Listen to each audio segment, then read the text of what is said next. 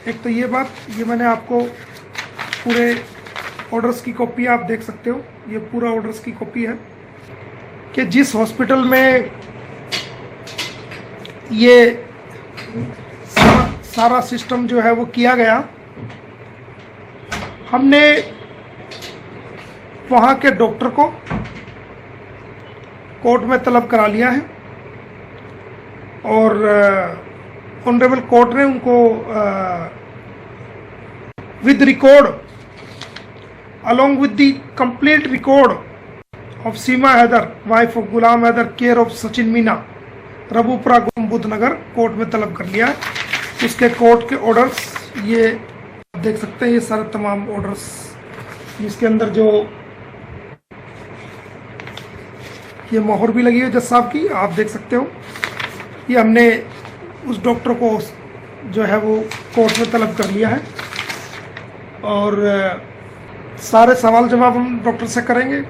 सारा medical record हमने बुलाया है और जो मौके की सीसीटीवी कैमरे फुटेज है वो भी हम कोर्ट में बुलाएंगे और सारी हकीकत का पता लगा करके दुनिया के सामने जो इनको बेनकाब करने की कोशिश करेंगे, जो झूठ का परिंदा इन्होंने बांधने की कोशिश की है, गुमराह करने की कोशिश की है। तो हमने अपनी लीगल कार्रवाई को आगे बढ़ाते हुए वो डॉक्टर के हमने सम्मन जारी करा दिए कोर्ट से और उसी हॉस्पिटल के जहाँ पर ये एडमिट हुई थी, सारा रिकॉर्ड हमने तलब कर लिया है, सारा रिकॉर्ड बाकायदा बुलाया जाएगा। एक तो ये बात, ये मैंने आपको पूरे ऑर्डर्स की कॉपी आप देख सकते हो, ये पूरा ऑर्डर्स की कॉपी है। उसके बाद जो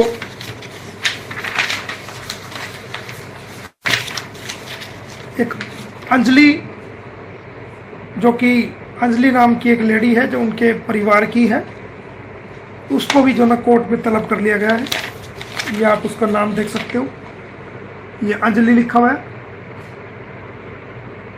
ये उसको भी कोर्ट में तलब कर लिया है। अंजलि के अलावा जो नेत्रपाल है, नेत्रपाल को भी हमने कोर्ट में तलब करा लिया है। ये आप देख सकते हैं, ये नेत्रपाल लिखा हुआ है, नेत्रपाल, ये देख सकते हो नेत्रपाल का, नेत्रपाल को भी हमने कोर्ट में तलब कर लिया है। ये उसका नाम नेत्रपाल लिखा हुआ है, ये आप देखो, नेत्रपाल को भी बुला लिया है। और उसके अलावा नेत्रपाल की जो वाइफ है, नेत्रपाल की वाइफ को भी हमने कोर्ट में बुला लिया है।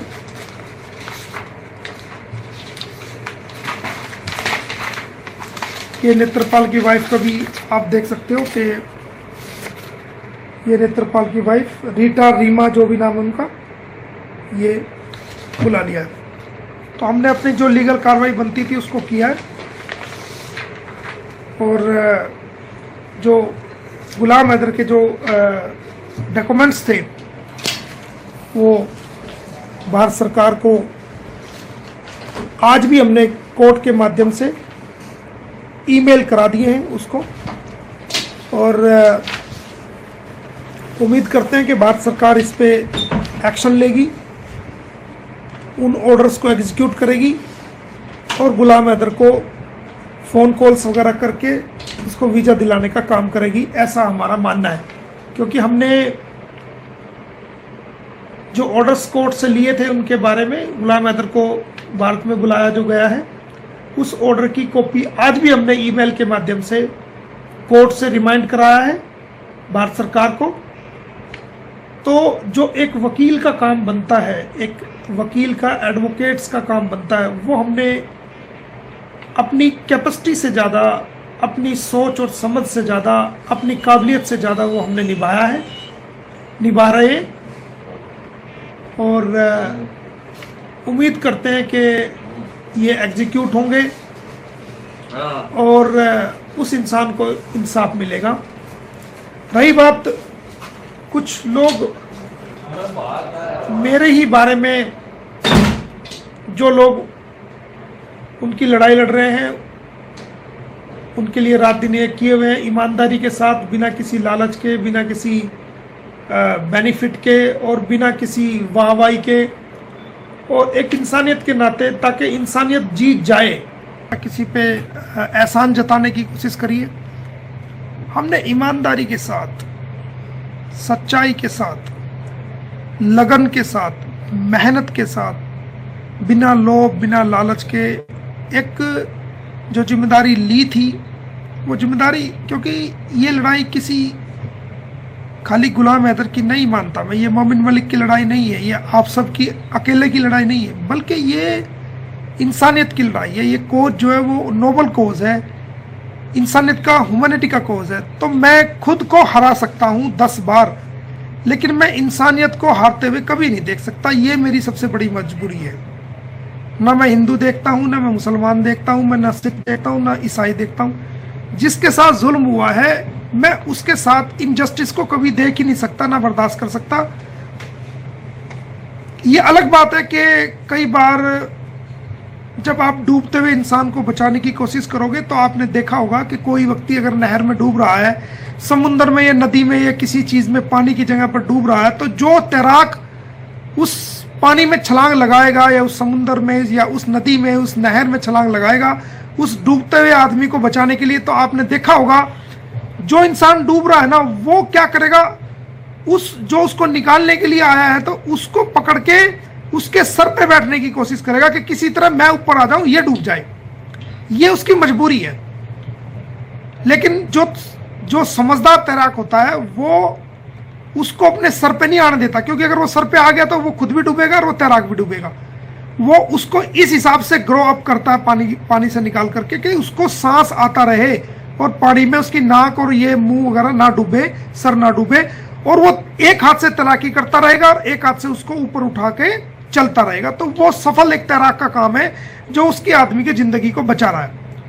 तो हमने यही काम किया है, कर रहे हैं इंसानियत के साथ। लेकिन जो डूबने वाला व्यक्ति है, उसको ये समझ नहीं है कि ये तुझे बचाने के लिए आया, तुझे डुबाने के लिए नहीं आया।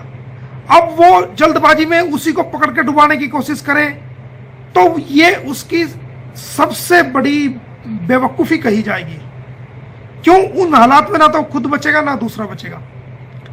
तो आप सब मेरी इस मिसाल को समझ गए होंगे। मैं किसी के बारे में नहीं कुछ कहना चाहूंगा। ये मैंने इंसानियत के लिए काम किया है, किसी को खुश करने के लिए काम नहीं किया। और मैं 20 बार अपने आप को छोटा दिखा सकता हूं, लेकिन मैं खुद हार सकता हूं 100 बार, लेकिन मैं इंसानियत को एक बार मैं नहीं हारने दूंगा। और मेरी लड़ाई जो है, ये इंसानियत की लड़ाई है। तो कोई मुझे कुछ कहे, सवाल दागे, जिनको राइट भी नहीं है, जिनको राइट नहीं मेरे पे चिल्लाने का, जिनको राइट नहीं मेरे से सवाल करने का, वो लोग भी अपनी चादर से बाहर निकलने की कोशिश कर रहे हैं। उनको राइट नहीं है। राइट उस व्यक्ति को होता है जो, खासकर एक वकील से, जो उस वकील को हायर करता है या उस वकील को एंगेज करता है, उसके प्रति रिस्पॉन्सिबिलिटी होती है सवाल जवाब की। ये तो मेरी मर्जी है, मैं किसी को सवाल का जवाब दूं या ना दूं।